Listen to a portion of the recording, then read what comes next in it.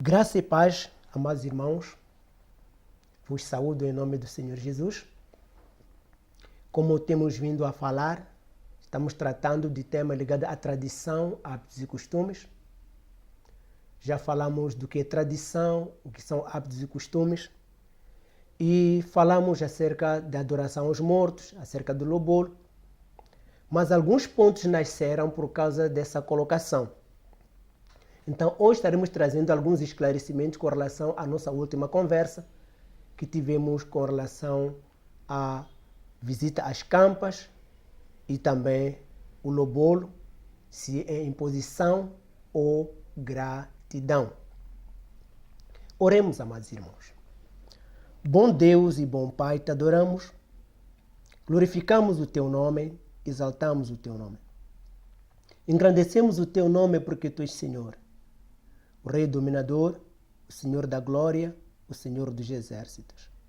Aquele que reina de geração em geração e de eternidade a eternidade, o nosso Deus. Muito obrigado, Senhor, por nos guiar, iluminar, nos instruir.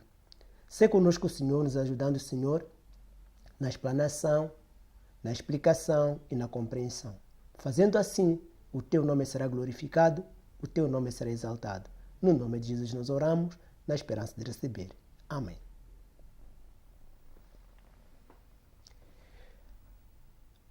A palavra de Deus, em Deuteronômio 13, versículo 6 até 8, nos chama a atenção com relação aos desvios de caminhada. A palavra de Deus diz que quando um teu irmão, filho da tua mãe, ou o teu primo, ou o teu amigo, ou uma outra pessoa vier e te disser: vamos e sirvamos outros deuses, não dê voz a esse tal, nele poupes. Então significa que nós não devemos seguir conselho de ninguém que nos retira do padrão da palavra de Deus. É o que podemos encontrar aqui no ensino de Deuteronômio 13, versículo 6 até 8. A pergunta que se colocou é: quando uma mulher, minha mulher morre, ou meu pai morre, ou meu marido morre, será que a coisa terminou assim mesmo? Enterrei naquele dia, acabou, acabou. O que posso fazer? Será que posso ir lá cuidar desse lugar? Vamos ver algumas passagens bíblicas que nos mostram a história de como no tempo bíblico as coisas eram feitas. Temos que lembrar, amados, que na Bíblia temos aquilo que são informações, temos aquilo que simplesmente, além de ser informação, é um conto daquilo que estava acontecendo nesse tempo, factos históricos, mas também temos leis, preceitos e mandamentos. Então, há coisas que são informações de como procederam, como fizeram, e não é uma orientação para fazer, é uma informação para ter o conhecimento de como se procedeu. Abraão, em Gênesis 23, 1 até 20, aparece como aquele que perdeu a sua esposa. Perdendo a sua esposa, Abraão foi ter com os nativos. Nessa altura, ele ainda não tinha Canaã como terra de Israel, dos seus descendentes, mas tinha aquela terra como terra da promessa. Então, os nativos eram os donos, detentores daquela terra. A família de Et disse: não tem problema, nós vamos te dar um espaço para você sepultar a sua mulher. Ele disse que não. Eu quero comprar um espaço. Eu não vou aceitar um lugar de sepultura para a minha família que não tinha pago nada. E ele pagou esse campo e se tornou então o cemitério da família de Abraão. Daí que em Gênesis 25, 9, Gênesis 35, 29, Gênesis 49, 31, Gênesis 50, 5 a 13, encontramos os demais descendentes da família de Abraão, como Sara, Abraão, Isaac, Jacó, que foram sepultados no mesmo lugar. Jacó, inclusive, morreu enquanto estavam no Egito. Mas José pediu a Faraó para ele sepultar o seu pai lá. No ensino bíblico, trasladar o corpo. É uma informação bíblica que havia costumes de pessoas, por causa do cemitério da família, que levavam pessoas de um lugar para outro. Para lá. Nos nossos dias atuais, nós temos o Estado, que é o detentor dos cemitérios. Naquele tempo, eram as famílias que eram detentoras dos cemitérios. Então, levou-se e se enterrou lá. Em 1 de Reis 2, 10, 1 de Reis 11, 43, encontramos que Davi foi sepultado em Jerusalém, na cidade de Davi. E Salomão também foi sepultado em Jerusalém, a cidade de Davi. Não continuaram a colocar lá no cemitério onde estava Abraão, mas isso continua como um lugar histórico, mas Davi também colocou seu lugar de sepultura. E muitos outros reis, olhando para a palavra de Deus, conseguiram seguir o mesmo exemplo e iam ser enterrados lá. Desculpa. Se fôssemos a olhar no tempo de Jesus, quando era para enterrar Jesus, José de Arimateia já tinha um lugar, uma sepultura para si. Então havia uma conservação histórica dos cemitérios. Até aqui não há problema nenhum. Limpar esses lugares era necessário porque faziam parte do convívio familiar, porque esses cemitérios estavam junto à povoação, junto às famílias, não era problema nenhum. O problema que a pessoa tem que colocar é: eu estou indo fazer lá por quê? Estou indo visitar as campas por quê? A resposta dessa pergunta é que vai ditar se a pessoa está em pecado ou não. Temos que lembrar que falamos que não há comunicação entre os vivos e os mortos. Mas, enquanto o tempo ia passando, as pessoas foram criando outras coisas que nos fazem entender do perigo de visitar as campas. Por exemplo, dependendo de flores. O que significava isso? Quais são as razões de nós irmos colocar flores? Há muitas razões diferentes. Em algumas civilizações antigas, era um meio de afugentar os animais ferozes, através do aroma das flores que eram colocados lá, para mudar aquele mau cheiro do defunto, colocando então um cheiro suave, os animais não desconfiavam que ali podia ter um cadáver. E por isso que começaram a colocar flores nas sepulturas. Essa prática nós encontramos até no tempo de Jesus, mas não com flores já, mas com aromas. Podemos conferir em João 12, 3 a 8, João 19, 38, Marcos 16, 1 e Lucas 24, 1. Que quando Jesus morreu, então foram lá com especiarias. Se fôssemos a visitar a família de Maria, quando Lázaro morreu, quando Jesus disse tirar a pedra, Maria disse não, já cheira mal. Então, para evitar o cheirar mal, eles colocavam especiarias para isso acontecer. Então, olhava-se para as flores como instrumentos para isso. Em algumas civilizações, é uma forma de demonstrar afeto, respeito com o defunto e expressar amor e carinho com aquele defunto. Demonstrar saudades com relação àquela pessoa. Então aqui encontramos o grande perigo. Quando estamos a expressar alguma coisa relacionada à nossa ligação com o morto, que a Bíblia diz que não temos ligação com ele. É verdade que se nós formos a fazer no dia do funeral, estamos a demonstrar às pessoas que estão conosco nos acompanhando como essas pessoas eram importantes para nós, o que nós sentíamos. Mas o caricato é que muitas das vezes demonstramos isto enquanto não cuidamos da saúde daquelas pessoas. Não visitamos em tempo útil. Nós íamos quando estavam vivas para visitar e queremos visitar depois de morte e não podem nos ouvir e se relacionar conosco. Na Grécia Antiga, por exemplo, a colocação de coroas Aquela colocação era um exemplo de crença que eles tinham com relação à continuidade de vida eterna. Era um ciclo de vida que não terminava, então colocavam uma coroa. A coroa não tem princípio, não tem fim. Daí que então achavam que a vida ia dar continuidade, mesmo que não tenha um lugar específico para terminar, então não ia terminar. Daí de colocação a coroas. Mas algumas escavações arqueológicas fazem entender que mesmo na história de Israel, encontram campas onde tinham flores, por exemplo, usavam a sálvia, hortelã e outro tipo de plantas que serviam de identificação de campas. É muito comum em muitas tradições que coloquem nas campas, nas pontas das campas e ao seu redor, instrumentos que identificam as campas. Quando a pessoa recebe um mato para cortar e fazer uma machamba, se encontra esse tipo de arbusto, esse tipo de planta, esse tipo de flores, logo entende que aqui neste quadrado ou neste retângulo há uma campa. Aqui pode ter um morto aqui embaixo. Então, pode limpar, mas não vai semear nada em cima daquele lugar. Então, era uma forma de identificação. Sempre a pergunta que a pessoa deve se colocar quando pensa em visitar as campas, levar as flores, é: o que me leva a querer ir visitar a campa? Qual a minha expectativa a fazer e no que vou fazer a respeito de ir lá? E a resposta a essa pergunta vai ditar se a pessoa está em pecado ou não.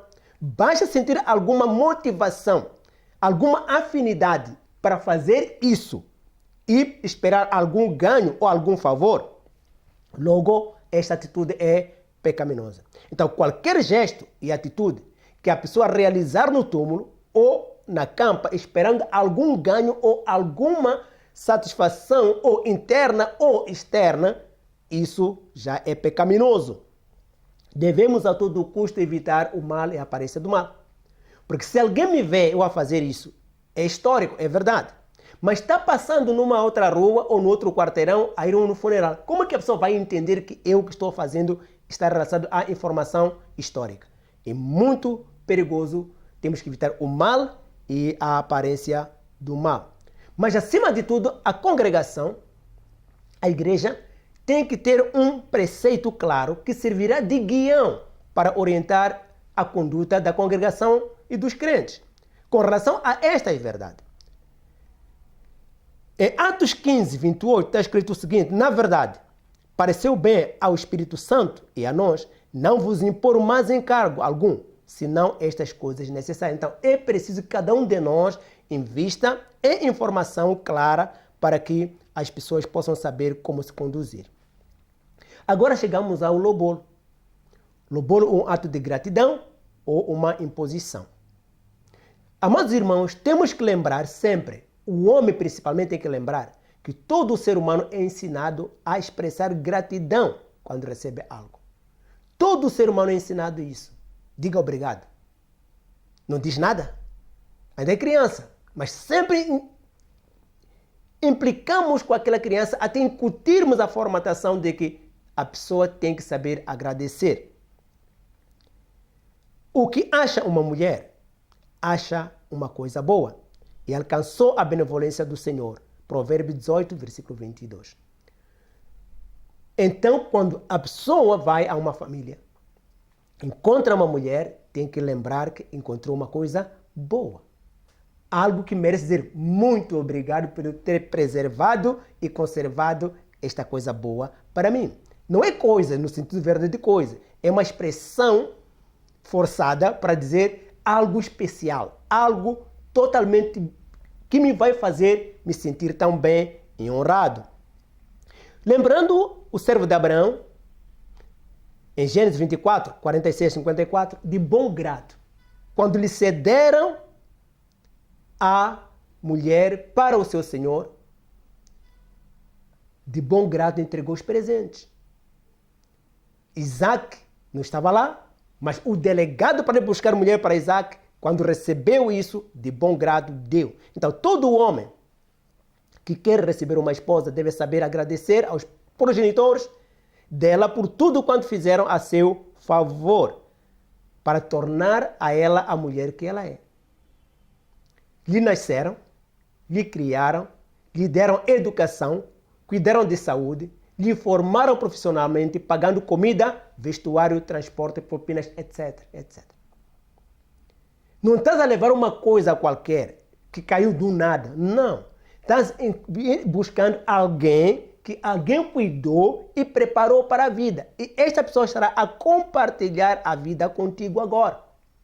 Estará a caminhar no dia a dia contigo agora.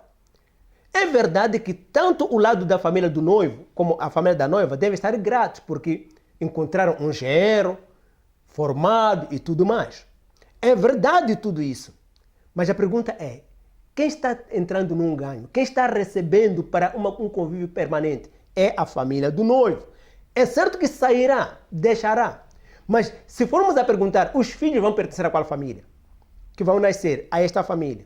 Se tem um salário bom, quem vai desfrutar desse salário? É esta família. E não, é certo que temos que cuidar dos pais dos dois lados.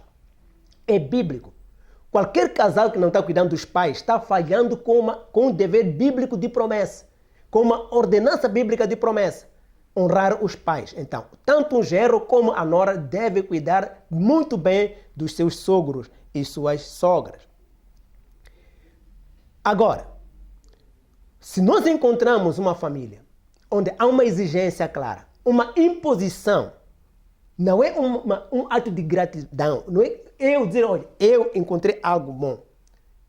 Então, temos que avaliar. Porque quando é gratidão, é eu reconhecer que, por exemplo, esta mulher que estudou, fez faculdade, os seus pais pagaram propinas 5.000 por mês durante 4 anos e ela se formou e eu encontrei ela já formada e tudo. Então tenho que saber agradecer esse investimento que estará a beneficiar a mim, a nossa família que estaremos criando no dia a dia. Agora, quando a lista é obrigatória, é uma imposição, aí temos que ter uma posição clara. Antes de encontrar a imposição, a nossa conduta tem que ser tão clara e a nossa posição. Daí que os instrumentos da igreja são muito necessários para a orientação da conduta da igreja nesses casos. Por isso nós podemos olhar, se for possível, no nosso instrumento de regulamento e fé. O nosso instrumento de regulamento e fé, a partir do ponto 21, dá um esclarecimento claro acerca de namoro, noivado e casamento. Aqui na nossa igreja sede, temos um instrumento chamado instrumento que é regulamento de conduta e fé.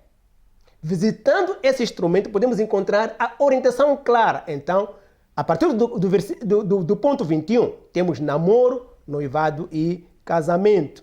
Por causa disso, todos nós podemos visitar este instrumento que nos facilitará a entender a posição da igreja. Por que tomou essa posição com relação ao lobolo? Porque nós falamos na conversa passada que o lobolo foi instituído exatamente para informar os defuntos da saída desta moça para a nova família.